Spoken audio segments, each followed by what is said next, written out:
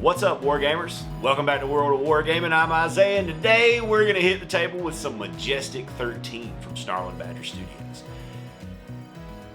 This game has been difficult for me so far, so let's see. Hopefully this one will go at least a little bit better in my way. It would be great to kill an alien, so let's see if we can do that. But before we go do that, please consider smashing all the buttons for me, hitting that stuff, helping me push the word about these wonderful games that people might not have heard of because they're not huge out into the world. And let's go take a look at the board, the scenario, the alien for this game of Majestic 13. What's up, Wargamers? Here is our table for Majestic 13. I've been just itching to break out this park stuff. I've used the vert in a mission, but I haven't used a lot of the other stuff. I've maybe the swing set in the game of County Road Z, so I'm excited to really have all of it on the table. We're kind of fighting over this kind of inner city park. Oh, it's going to be a tough one. We rolled up the Chaos Bringer. Well, technically we rolled the Cannonade, but as I've already fought a Cannonade, I didn't want to fight another one. So we got the Chaos Bringer, and this is a Sigmar model, and I have two of these.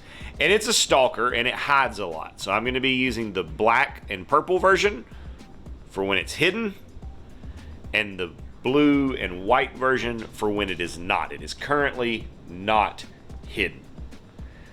It's going to activate first. It ekes me out at 25 over my highest, which is 24 on DJ. I'm so high right now because of being my base, which is an urban infiltration base, so I get +5 to my initiative check, my acuity for the sake of initiative on my turn. So he's still going to go first, and he's just going to hide. But before we do that, let's roll Fubar. So we got a 4. Now it's turn 1, so that would make it a 5. However, the Chaos Bringer adds an additional +1, which makes it a 6. So we got to come over here and roll. A 2, which is 1 to 7, which is normally a civilian. However, because of being an urban infiltration base, a 1 to 7 is treated as no event for me. So that's Chaos Bringer is hidden. In case you're new, when you activate your models, you don't get to pick who goes when. You activate in the order of their acuity skill. I like to use these markers beside them. It's just easier for me to remember to keep up with it this way as opposed to always looking at the sheet, because sometimes when I look at all of the sheet at once and I'm trying to find something quickly, my brain just overwhelms. So I use these counters. These two represent when the monster goes, which is at acuity 25, at acuity 15, which is -10 from its acuity, and then it can activate a third time when it is revealed, and then 3 is the max that any of the monsters, or aliens rather, can activate in a round. So that brings it to me. I'm gonna go with DJ because I have to. He's gonna come up to right there, and then he's gonna try to spot and shoot the guy. So it's an acuity test. I have an acuity of 19, and I need a 21 to spot him. We roll. 13 plus 19 is more than 21, so I spot him. However, some bad stuff happens to him. When the Chaos Bringer is revealed, the person who reveals him takes 3d6 psionic damage. Now, I have an ablative buffer that I got from my advanced research station. So the first time I take damage, it is reduced to 0. Then I'm going to attack. I have surprise on the attack, which means that I will crit on a 19 or a 20. That is a 6 plus my combat of 17. I got to check this thing is only defense 21. I think this is the first time I've ever fought a monster that was less than 25 defense. Alien. So I do hit. And I don't even hardly know what to do now because I never do that. That never happens. 3d6 damage. Let's see a good roll. 10. That's not terrible. I can live with that. So now he gets to activate because I revealed him. He gets his bonus activation. And because he is not hidden, and because he did not activate Chaotic Maelstrom during his last activation, he will activate Chaotic Maelstrom now. I don't think this monster moves around because it has things that override the basic AI, and it's just kind of a loop of hide Maelstrom, hide Maelstrom, hide Maelstrom, do damage when you get revealed. Zoom out. So Chaotic Maelstrom will hit all the people within 18 of him, which will be these three. They have to take a Fortitude check at 21 on the regular, 25 on the phase 2. We're not to phase 2 yet. So looking for a 21 Fortitude stat check. When you take a stat check, it's very similar to taking a combat check or anything else. You roll your d20, you add the relevant stat, you compare it to the target number. So we'll do DJ's first, since he can potentially take damage. So we got an 18 plus his Fortitude of 12 is a 30. Target number was 21. So we pass. These other two are hidden. Our enemy will have to take an acuity check before it can hit them. That works the exact same for them as for me. The target number for them is 25. Is both of them. The only way a lot of times that the aliens can fail to spot you is if they roll a 1, because that's always a fail. Okay, so Fenrir fails his Fortitude test. Luckily, his buffer soaks that damage and he loses his buffer. Alexander over here, however, nuts the roll. It's still sitting here. That's a Twanky, and nothing happens to him.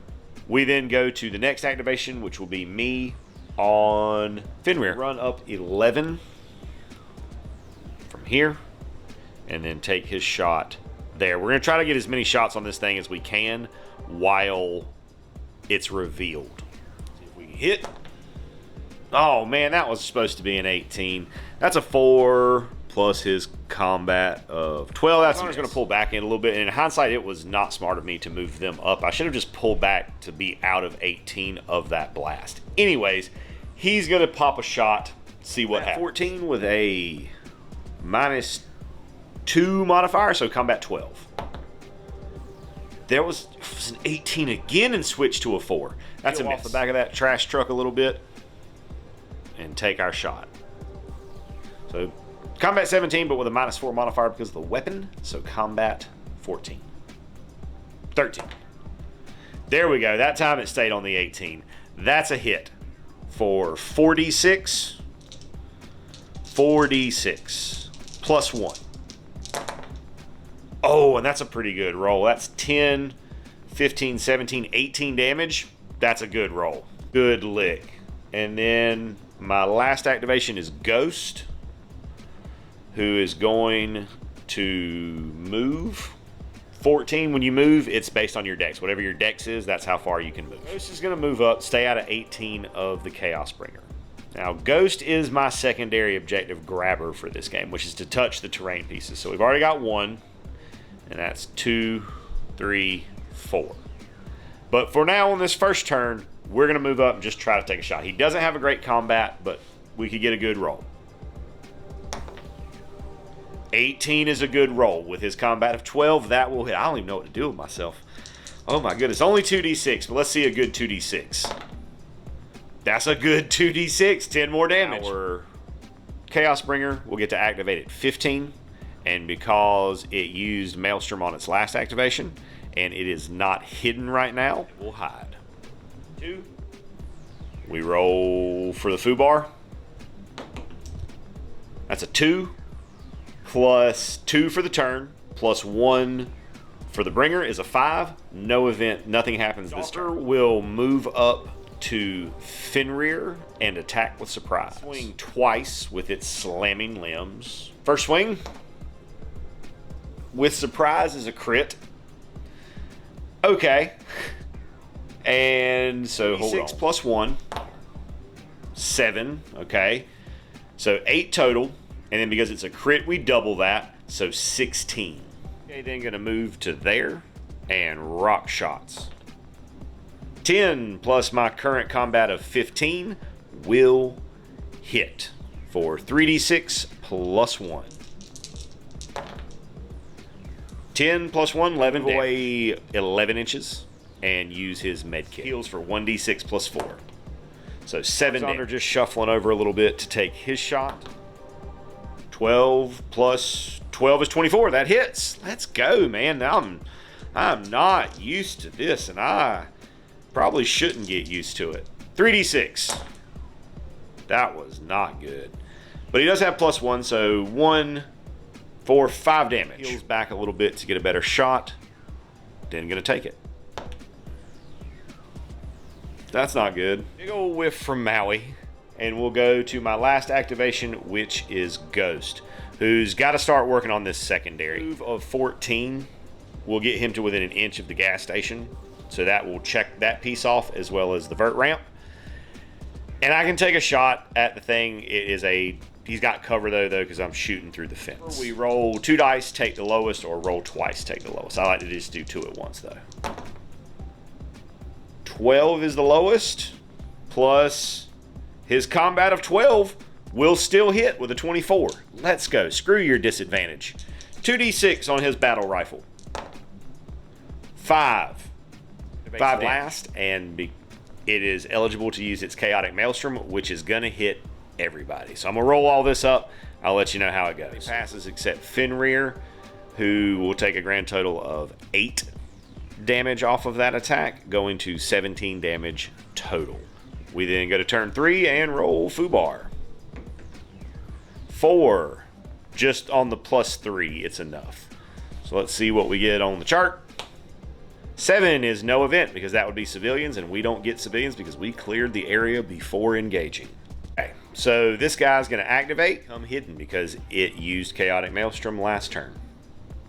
Is going to have to try to spot him. We do. And then I'm going to take 3d6. 9, that's not too terrible. Fire. We miss. That's a little bit more like it. Then activate because I revealed it, and it will Maelstrom because it did not Maelstrom during its last activation. Cracks DJ for 3, but then turns around and cracks Fenrir for 10, which will take Fenrir off the table. Alexander will open fire. Yeah, this feels more like what I'm used to. Fire, we're gonna roll this other dice. 10 plus 13 will hit. And of all of them to hit, he's probably the best one to hit because he's got the biggest gun. 46 damage. Floor dice never count. 12, 15, 17, plus 1, 18 damage. Is then gonna try to call for aid. We're gonna try to bring in a drone strike. If we can get it. Yes, we can, because we roll the d6 and then we add the turn, which is 3, and if it's 6 or higher, it goes off. So this is going to be combat plus 21. Hits, d6 plus 4. So 12, 15, 19, 21 plus 4 is 25. 25 damage. So that big old chunk takes him to 102 damage taken. He went into In Extremis at 80. He will activate last and activate In Extremis. There is a chance that he could just die right here. Activate, take 2d6. Oh, and he does. I needed 8. He has 110 health. That's 9. He just dies. Been by far the most successful mission that I've had in Majestic 13. Let's go to postgame. Injury roll for Fenrir, who dies. However, Majestic agents are valuable. So we have backups of our brains and extra cloned bodies ready to go. But we got to roll on the cloning chart to see if anything weird happens. 6, 7, 8. We're good to go. Everything continues as normal. Technically, the game would go 2 more turns, which means that I would have 2 more turns to get him to touch those 2 buildings. I'm not going to play through doing that, but I am going to give myself credit for that because it was very easily attainable in the 2 remaining turns. Almost max XP for that. Everybody gets 3. Fenrir gets an extra one because he was put out of action. That's pretty solid. Everybody's going to up their combat by 1. DJ has enough XP to also up his acuity by 1. We go to the requisition phase. Now, this is where being dispersed is kind of a bummer because we are outsiders. However, I have a +3 bonus to this. I have +1 because I killed the guy by 3. +1 because it's the same stuff I asked for. Last game, and +1 because no civilians were alerted. So but I do have to roll 2d6, take the lowest. So 2 on the equipment because that puts me at a 5. Let's see. 2 + 3. I will, however, get the base upgrade. If my research station has a breakthrough, it does have a breakthrough. It's going to be echolocation sensors, which, if we are blinded, allows us to maintain line of sight to models that are within 6 inches of us. That, my friends, is going to do it for this game of Majestic 13. Thanks so much for tuning in, hanging out while I rolled some dice today. I hope you have an absolutely amazing rest of your day.